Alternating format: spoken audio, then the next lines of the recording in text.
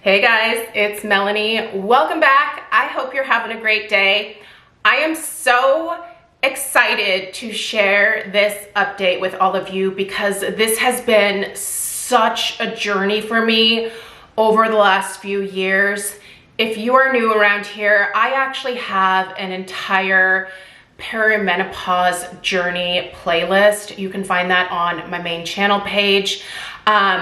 I have been kind of on a little bit of a tough road with my physician, my family care doctor, in terms of getting me onto hormone replacement therapy. I feel like my perimenopause journey started a few years ago. I am 46 years old now, but I really actually started noticing some pretty major changes in my body, probably starting right around 40. And it definitely went downhill very quickly for me. I'm not surprised by the speed at which my hormones were taking a dump, because my mother went through perimenopause very early in life. She had a pretty rough time with it. So I definitely remember that time in my mom's life, but my mom was not medicated at all. She was just raw dogging it, which honestly, I feel like a lot of our mothers, a lot of us who are in our, 30s, 40s, maybe 50s and up, most of our mothers did not have hormone replacement therapy available. And I think that's probably why some of our moms were kind of grouchy for a period of time. I know that for me, I remember my mom changing, and I remember her just not being in a very good mood for a good chunk of time. And I didn't really understand why at the time. I was in my teens, and it wasn't something that was really talked about. And so when I started noticing changes in my body, I was like, oh, this looks familiar, this feels familiar. And so I started talking to my doctor pretty early on in terms of what I was noticing. But I have a very conservative family practitioner when it comes to hormone replacement therapy. I think she's kind of old school in that respect. My doctor isn't really like that old, but I think she's probably around my age, to be totally honest. Our kids are like roughly the same age. But she just, her approach is it's just a little bit more conservative when it comes to prescribing hormone replacement therapy. And then to just complicate the whole thing, I had a breast reduction back in 2013. And when you have a breast reduction, that means that when you go in for your mammograms, there's a high likelihood that you are gonna find abnormalities on your mammogram. And sure as heck, my left boob has some kind of mass or lump or something in it. I've had now several ultrasounds. I'm actually getting ready to do another mammogram and another ultrasound at the end of January here. So that mammogram that I had showed that I had that abnormality, and then as a result of that, I was put on ultrasounds every 6 months to monitor the size of the lump that's in there. Every radiologist that has taken a look at the imaging has said that is scar tissue from your breast reduction. So finally, I went back to my doctor towards, I would say, middle end of November. And I was like, look, I can't do this anymore. I am struggling. My symptoms were getting worse every single day. The brain fog, the hot flashes, the nausea, the wet ears, just the general rage that I was feeling, night sweats, restless leg syndrome. I mean, you name it. I swear, like, I dealt with it. There were some weeks where I was good you know, not like ever great, but I was better. And there were some weeks where I felt like absolute hot garbage. It was such a roller coaster. Nothing was ever consistent for me. I didn't know whether I would be in a good mood or a bad mood, whether I wanted to, you know, be mean to people. I had a really hard time containing my rage. I am not someone who is overly aggressive when it comes to, you know, I guess approaching people. I try to be kind, but I just lost all of my patience with everybody. That includes my family, it includes my friends, everyone. Everyone was basically just annoying me all the time, and that's not who I was as a person. I've never been that way growing up. Even as an adult, I really enjoyed being around people, but I just stopped enjoying almost everything, and everything became a chore. So I told my doctor that I would be willing to accept the risks of starting the HRT.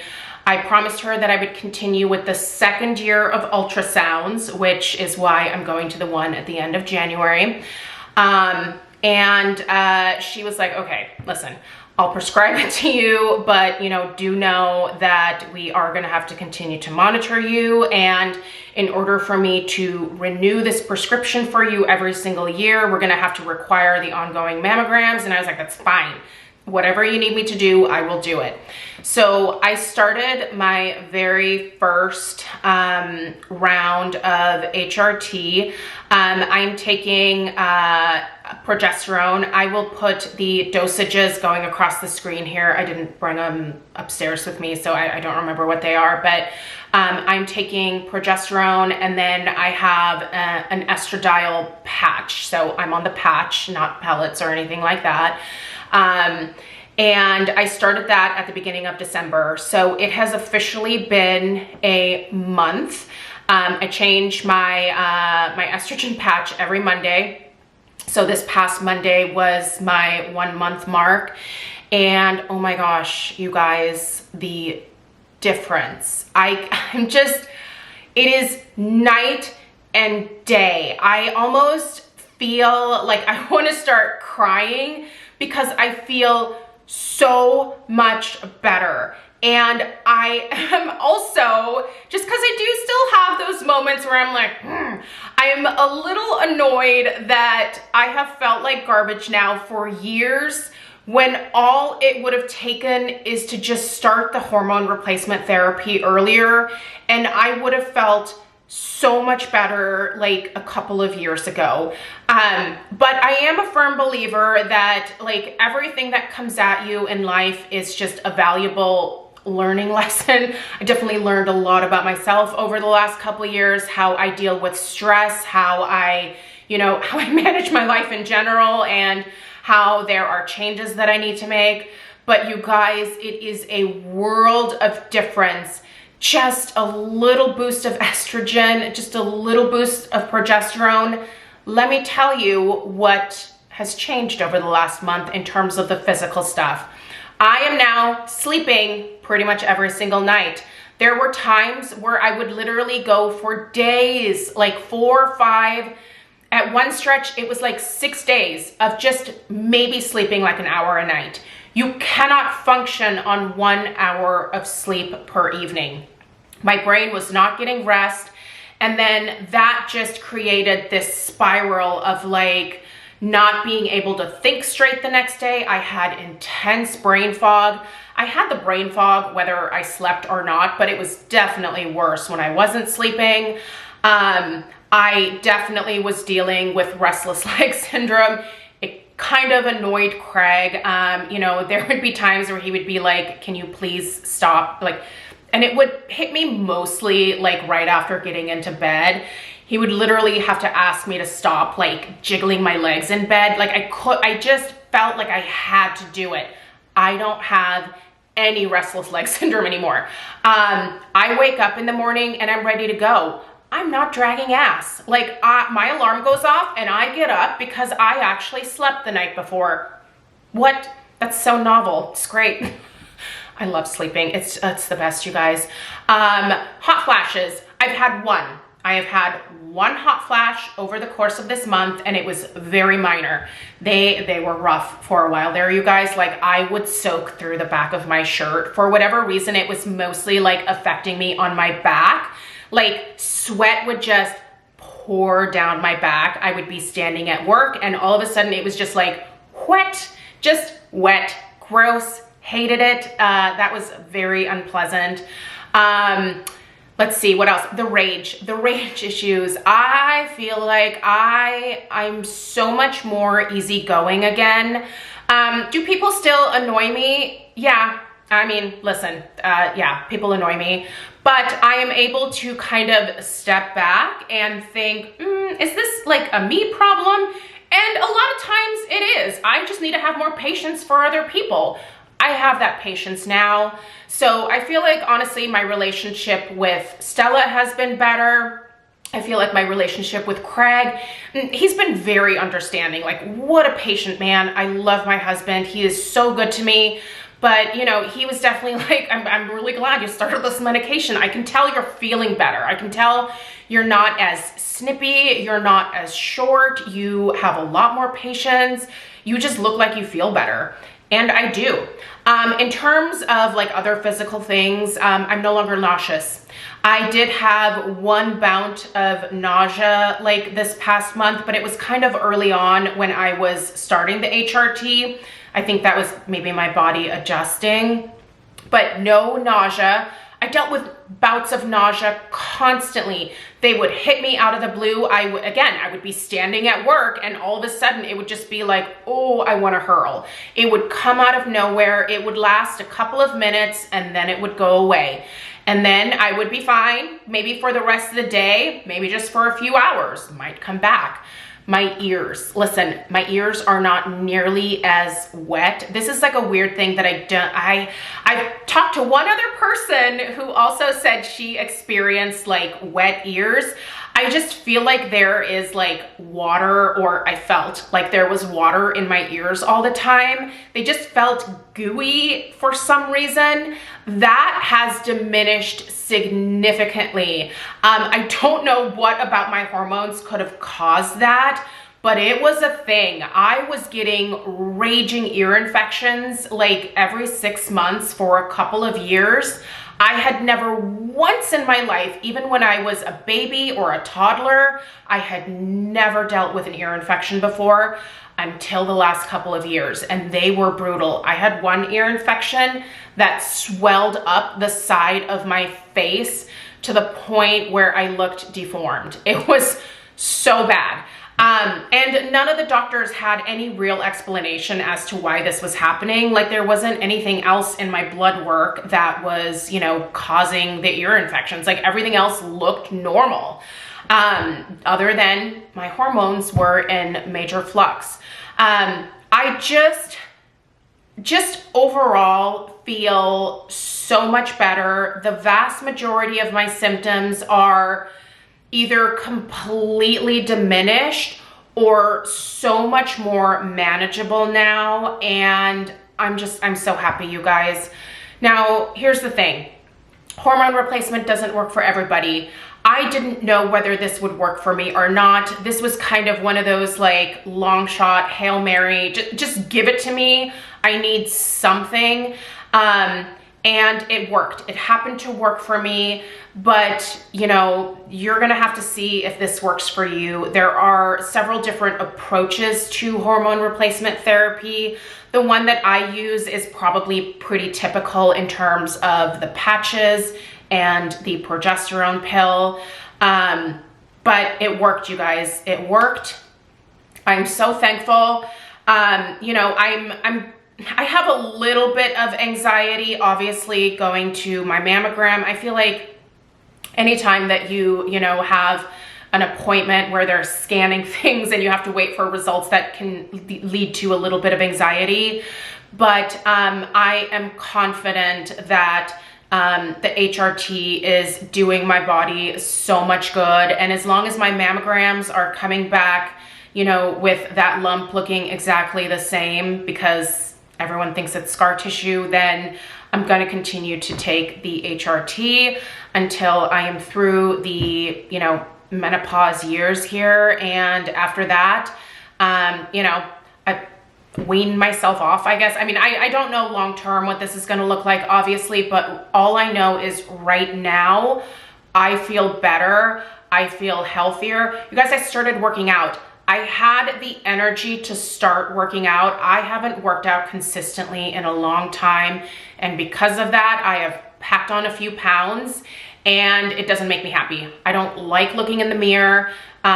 Listen, I'm not looking to be 120 pounds. First of all, if I weighed 120 pounds, I feel like I would be near death.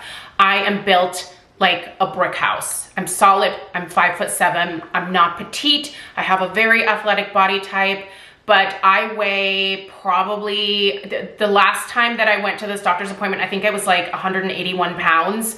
That is the most that I have ever weighed, and that's not a good weight for me. My ideal weight is around 160. So my goal this year is to get back to being active, to make healthy food choices. I'm not doing any crash diets. I'm not going on Ozempic. I'm not doing any of that kind of stuff. I'm gonna do this the old-fashioned way. I'm gonna watch what I eat. I'm gonna make good choices. I'm gonna I'm not gonna cut out all the sugar. Listen, I'm not gonna lie to you. I love sweets, but I can certainly cut back on my sweets, and I need to exercise. I need to move every single day, and I have committed myself to that. And by the end of this year, my hope is that I can be somewhere around my goal weight, or to just feel better. Listen, it's not necessarily about the number. I do know that back in the day when I weighed 160 pounds, I definitely felt my best. So that's why that is the goal weight for me. But if that weight has now been reset to 170 pounds, I don't care about the number.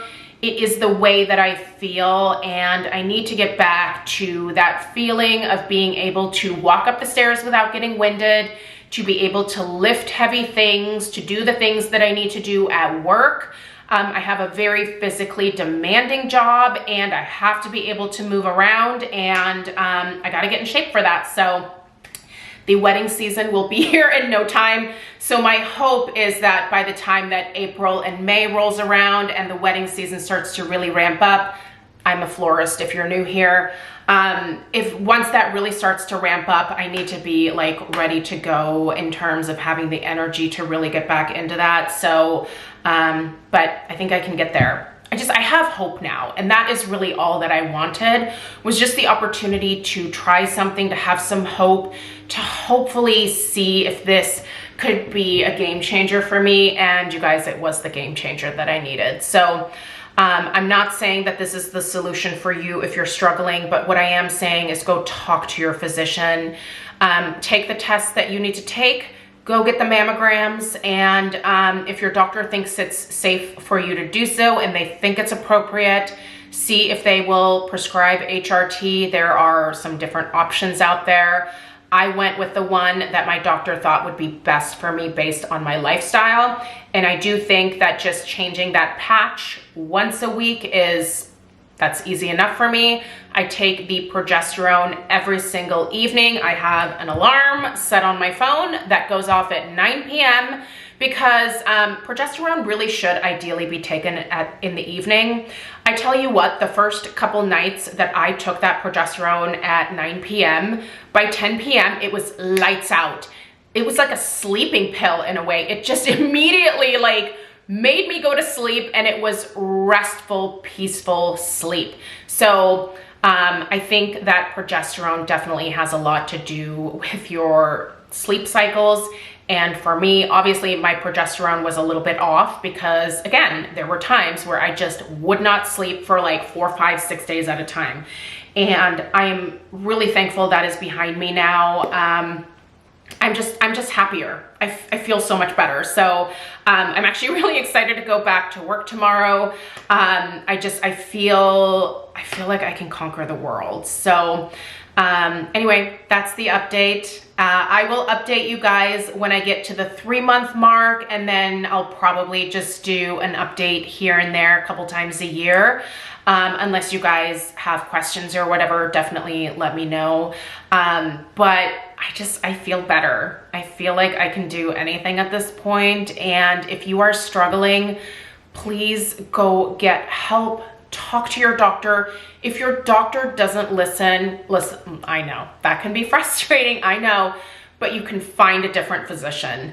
I'm still going to be finding another physician when it comes to gynecological needs moving forward here, but I will still continue to see my family care doctor for, you know, whatever random illness comes up, or, you know, monitoring my prolactinoma, my little tumor friend in my head, you know, like definitely still going to rely on her for that. But you know, in terms of like the gynecological stuff going forward, I'm still on a couple of waiting lists with some offices in the area that accept my insurance. So when one of those takes me in, I will go see them for that. But in the meantime, I'll just stick with the family care doctor, and I appreciate her just letting me try. I think maybe after a year of monitoring, maybe she felt a little bit better about it. I don't know. Or maybe it was just me coming in being like, I'm not doing this anymore. I was a little aggressive at the last meeting. So, but listen, advocate for yourself. If your doctor's not listening, you need to find a new doctor. So that's my lesson. That's my TED Talk for all of you. If your doctor's not listening, go find a new doctor. All right, that's everything. Let me know how your perimenopause journey is going in the comments down below. I appreciate you being here. I appreciate you supporting me. I appreciate all of the advice that you've given. It means so much to me. And yeah, I'm happy to report that I am on the road to just not feeling like garbage. So, all right, thanks guys. I'll see you in the next one. Take care. Toodaloo.